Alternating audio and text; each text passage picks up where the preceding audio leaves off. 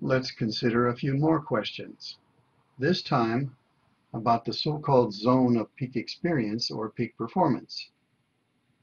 When deeply in love, what's your experience of time or timelessness?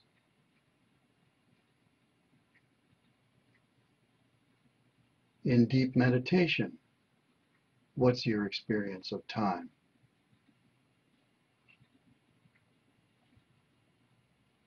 When doing your best work, what's your experience of time?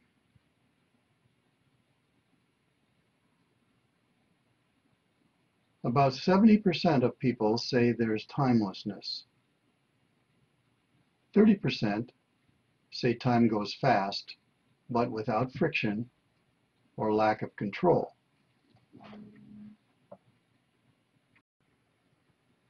Here are some quotes from athletes and meditation teachers about the experience of time during peak experiences. There is a common experience in Tai Chi. Awareness of the passage of time completely stops. From football player John Brody, time seems to slow way down, as if I had all the time in the world, and yet I know the defensive line is coming at me just as fast as ever. From baseball player Tom Seaver,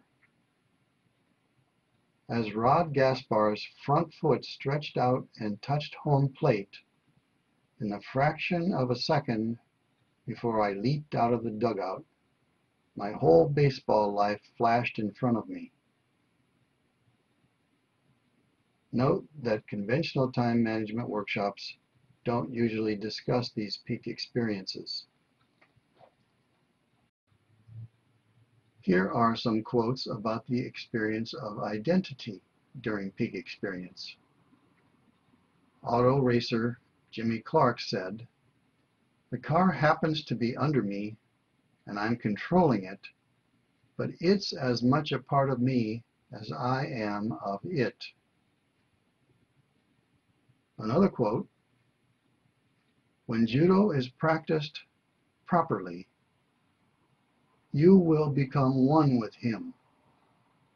You and your opponent will no longer be two bodies separated physically from each other, but a single entity." This diagram is from my book, Results in No Time. At least from the few quotes we looked at, it's probably clear that peak experiences are quite different from our ordinary experiences.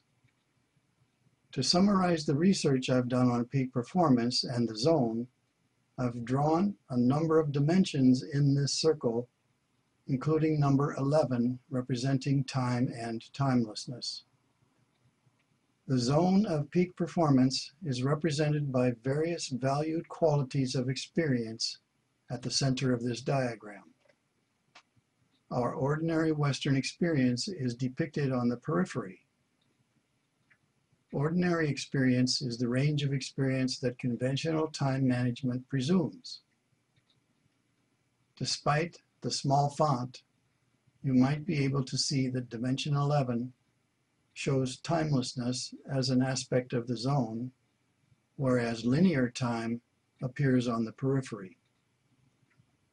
Dimension 6 on identity shows self on the periphery compared to ownerless happening and knowing in the center. The circle diagram on the previous slide focuses on how best to experience, independent of what we do. It applies to anything we do. It attempts to present the essence of peak performance, not just best practices that are limited to specific industries, and not just character traits that are not truly characteristic of peak experience. Focusing on the way we do things seems to be the most essential key to self-actualization and improving our performance. A According to Maslow, self-actualization means experiencing fully, vividly, selflessly, with full concentration and total absorption. So self-actualization is complete involvement in what is at hand. Then in terms of the circled diagram of the zone, we might say that mastery in life is like moving from the periphery to the center of the circle, increasing involvement whenever we can. We might define continuous improvement as increasing involvement, moving toward the center whenever possible.